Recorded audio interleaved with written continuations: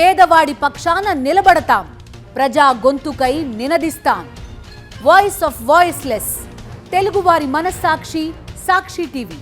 సాక్షి TV ప్రసారాల కోసం మీ స్థానిక cable ఆపరేటర్ని వెంటనే సంప్రదించండి. అవినీతి అధికారుల భారతం పడుతోంది తెలంగాణ ఏసీబీ.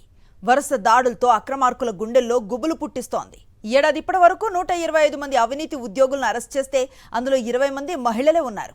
కేవలం నెల రోజుల వ్యవధిలోనే 9 మంది మహిళా ఉద్యోగులు ఏసీబీకి పట్టుపట్టడం సంచలనంగా మారింది. లంచం డిమాండ్ చేయడం, ఏసీబీ అధికారులకు రెడ్ హ్యాండెడ్గా పట్టుబట్టడం ఇటీవల కాలంలో సర్వసాధారణంగా మారిపోయింది.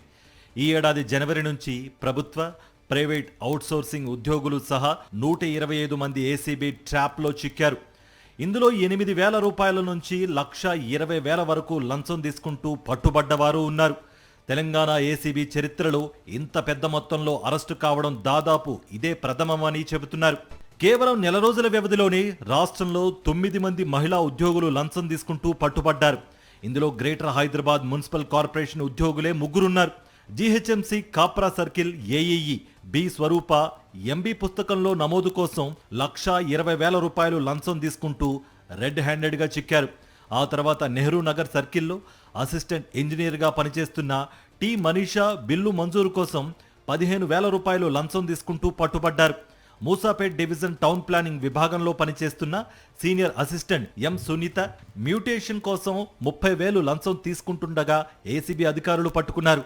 ఈ నెల 8న హైదరాబాద్ మాదాపూర్లో deputy state tax officer M Sudha 8,000 లంచం తీసుకుంటూ దొరికిపోయారు. మంచిర్యాల జిల్లా బెల్లంపల్లి అసిస్టెంట్ లేబర్ ఆఫీసర్ పాక సుకన్య 30,000 లంచం తీసుకుంటూ ఏసీబీకి చిక్కారు.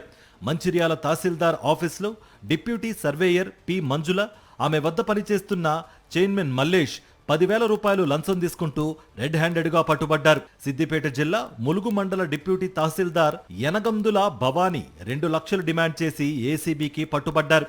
సంగారెడ్డి జిల్లా బుద్దేరా పంచాయతీ కార్యదర్శి నాగలక్ష్మి ఇంటి నెంబర్ కోసం 8,000 లంచం తీసుకుంటుండగా ఏసీబీ అధికారులు అరెస్ట్ చేశారు. గిఫ్ట్ డీడ్ రిజిస్ట్రేషన్ కోసం 30,000 రూపాయలు లంచం తీసుకుంటూ డాక్యుమెంటర్, రైటర్తో కలిసి పట్టుబడ్డారు ఖమ్మం రూరల్ సబ్ రిజిస్ట్రార్ జెక్కి అరుణ. ప్రభుత్వ కార్యాలయాల్లో సాగుతున్న అవినీతి, అక్రమాలపై డేగ కళ్లతో నిఘా వేసింది ఏసీబీ. ఫిర్యాదులపై ఎప్పటికప్పుడు స్పందిస్తూ అవినీతి అధికారుల ఆట కట్టిస్తోంది. పురుషులతో సమానంగా మహిళా ఉద్యోగులు కూడా పెద్ద సంఖ్యలో ఏసీబీకి చిక్కడం చర్చనీయాంశంగా మారింది.